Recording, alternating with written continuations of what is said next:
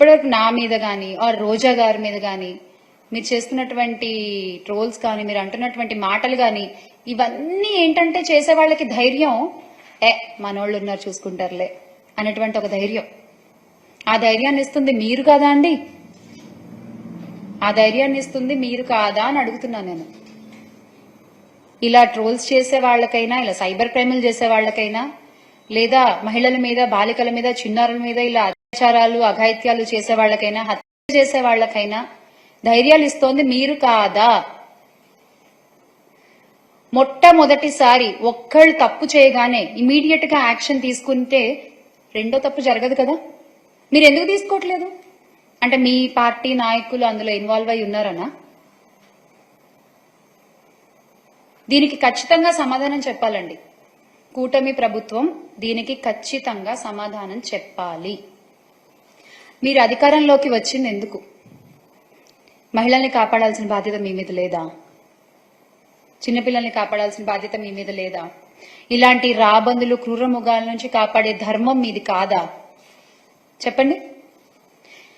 ఇంత దారుణంగా సైబర్ క్రైమ్లకు దిగుతున్నారు అంటే ఈ రాబందులంతా, చిన్న పిల్లల మీద దూకుతున్నారంటే వీళ్ళంతా, ఈ కామాందులంతా వాళ్ల వెన్నుల్లో వణుకు పుట్టించే బాధ్యత మీది కాదా? దీనికి ఏం సమాధానం చెప్తారో చెప్పాలి నాకు.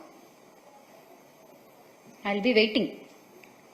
విచిత్రమైన విషయం ఏంటంటే మహిళల రక్షణ, శాంతి భద్రతల అంశాల మీద దృష్టి పెట్టాల్సిన పోలీసులు ఇప్పుడు ఎలా అయిపోయారంటే వచ్చే రాజకీయ విమర్శలన్నింటినీ కూడా వాళ్ల బాధ్యతగా తీసుకుంటున్నారు పాపం వాళ్ళు. ఎస్, ఎవరెవరైతే ప్రస్తుతం మీరు చూడొచ్చు, ప్రస్తుతం ప్రభుత్వం మీద ఎవరైతే ఒక విమర్శ చేస్తారో అది ప్రభుత్వ బాధ్యత కాదు, అది మా బాధ్యత. దానికోసం పనిచేస్తున్నారు పోలీస్ వ్యవస్థ అంతా. ఇప్పుడు చూడండి, ఆంధ్రప్రదేశ్ పోలీస్ ఇక్కడ కూడా మీరు చూడొచ్చు. AP police Twitter handle TDP Twitter handle గా ఎప్పుడు మారిపోయిందో నాకు తెలియదు. మరి ఇసుక సిండికేట్ గురించి ప్రశ్నిస్తే చర్యలు తప్పవని హెచ్చరిస్తారు. రాజకీయ విమర్శలకు పోలీసులకు అసలు ఏంటండి సంబంధం? ఎందుకు రాజకీయాలకు పోలీస్ శాఖ వేదిక అవుతోంది? ఎందుకు? వై? రాష్ట్రానికి 14 లక్షల కోట్లు అప్పు ఉంది అని చంద్రబాబు నాయుడు గారు చెప్పారు. ఇప్పటి వరకు ఒక్క ఆధారాన్ని కూడా ఆయన చూపలేకపోయారు. మరి ఆయన మీద ఏం చర్య తీసుకుంటారు? 30,000 మంది అమ్మాయిలు మిస్సింగ్, 30,000 మంది అమ్మాయిలు మిస్సింగ్. అసలు నేను అధికారంలోకి రాగానే నేను అందరినీ తీసుకొచ్చి నిలబడతాను అని అబద్ధపు ప్రచారాలు చేశారే పవన్ కళ్యాణ్ గారు. మరి ఆయన మీద మీరు ఏం చర్యలు తీసుకుంటారు? పోలీస్ వ్యవస్థ మొన్నటికి మొన్న కల్తీ నెయ్యి కలిసింది అని చెప్పి తిరుమల లడ్డు విషయంలో మొత్తం దేశం అంతా కూడా ఉలిక్కి పడింది ఒకసారి మీరు చేసిన వ్యాఖ్యలకి. ఎంతో మంది హిందువుల మనోభావాలు దెబ్బతీశారే మీ అబద్ధపు ప్రచారాలతో. మరి వాళ్ల మీద మీరు ఏం చర్యలు తీసుకుంటారు? ఈ కామెంట్ల ఆధారంగా సోషల్ మీడియాలో విస్తృత ప్రచారాలు, అబద్ధ ప్రచారాలు చేస్తున్న ప్రతి ఒక్కళ్ళ మీద మీరేం చర్యలు తీసుకుంటారు?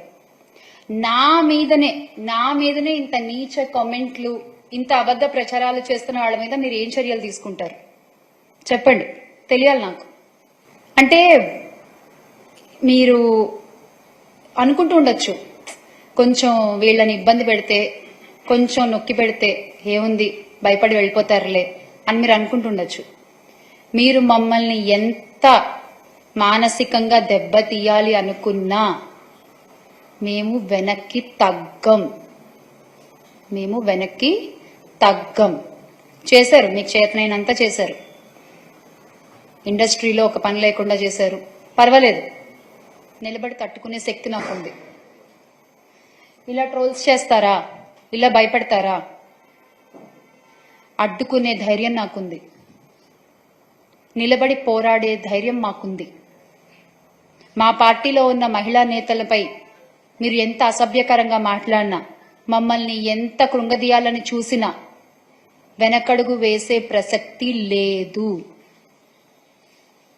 రాష్ట్రంలో మహిళలపై జరిగినటువంటి ఈ అత్యాచారాల్ని, అఘాయిత్యాలకి హత్యకి ఇవన్నీ పాల్పడుతున్న నిందితులపై మీరు కఠిన శిక్ష తీసుకోవాలి, ఖచ్చితమైన యాక్షన్ తీసుకోవాలి. ఆ నిందితులకి శిక్ష పడాలి. వైఎస్ఆర్సీపీ పార్టీ తరఫున చాలా గట్టిగా మా మహిళా నేతలందరి తరఫున ఈ రోజున మేము డిమాండ్ చేస్తున్నాం. రాష్ట్రంలో మహిళలపై జరిగినటువంటి అఘాయిత్యాలకి మీరేం సమాధానం చెప్తారు? We're demanding an answer. ఒకవేళ ఇదే గనక కొనసాగితే మాత్రం, ఇలాగే గనక జరుగుతుంటే మాత్రం ఓకే, పెద్ద ఎత్తున ఉద్యమించడానికి మేము రెడీ. ఖచ్చితంగా పెద్ద ఎత్తున ఉద్యమిస్తాము. మహిళలకి అండగా నిలబడుతుంది వైఎస్ఆర్సీపీ పార్టీ. ఎప్పుడు మేము అండగా నిలబడతాము.